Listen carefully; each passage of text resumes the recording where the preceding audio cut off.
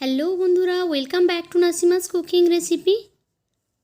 আজ আবারও চলে এলাম আপনাদের সামনে দুটো চটপটা রেসিপি নিয়ে।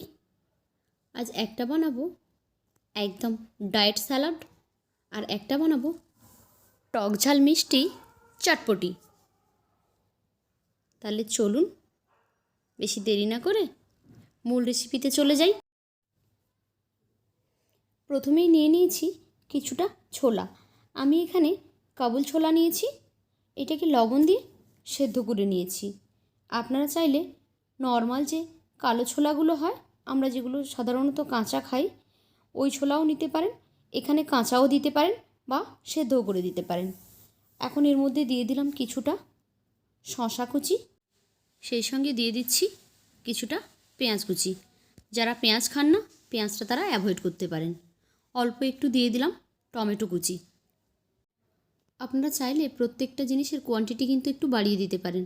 আমি একা খাবো তাই অল্প অল্প নিয়েছি। দিয়ে দিলাম কিছুটা বয়েলড কর্ন, আর তার সঙ্গে দিয়ে দিচ্ছি কিছুটা নারকেল কুচি। আর এবারে এর মধ্যে দিয়ে দিলাম কাঁচা লঙ্কা কুচি। আপনারা চাইলে এখানে ব্ল্যাক পেপার পাউডারও ইউজ করতে পারেন।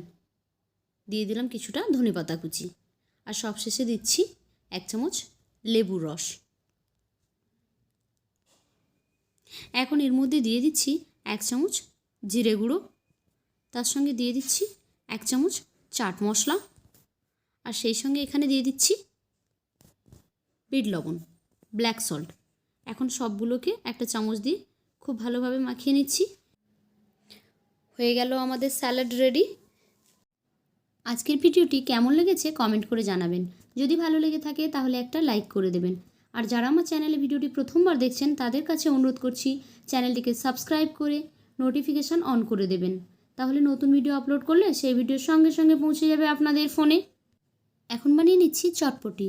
আলু আর মটর সেদ্ধ নিয়ে নিয়েছি, তার সঙ্গে দিয়ে দিলাম কিছুটা পরিমাণ শসা কুচি, আর সেই সঙ্গে দিয়ে দিচ্ছি এখানে কাঁচা লঙ্কা কুচি। আর এবার এর মধ্যে দিয়ে দিচ্ছি অল্প পরিমাণ টমেটো কুচি।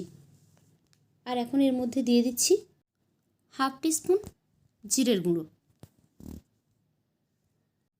স্বাদ অনুযায়ী দিয়ে দিচ্ছি বিট লবণ। কোনো ধরনের চটপটা খাবারে কিন্তু বিট লবণ দিলে এই টেস্টটা অনেকটাই বেড়ে যায়।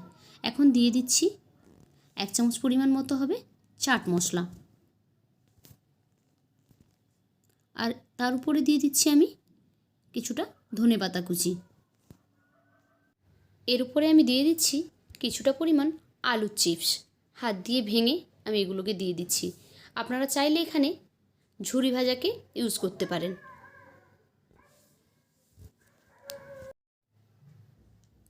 এখন এর উপরে আমি কিছুটা দিয়ে দিচ্ছি চানাচুর। এটা মিষ্টি চানাচুর আমি এখানে দিয়ে দিলাম। এখন এর ওপরে দিয়ে দেবো আমি একটু টক দই। দিলেই কিন্তু রেডি হয়ে গেল আমাদের একদম চটপটি। তাহলে আজকের মতো বিদায় নিচ্ছি। আবারও ফিরে আসবো অন্য কোনো দিন অন্য কোনো নতুন রেসিপি নিয়ে। ততক্ষণ সবাই ভালো থাকুন, সুস্থ থাকুন। Bye bye.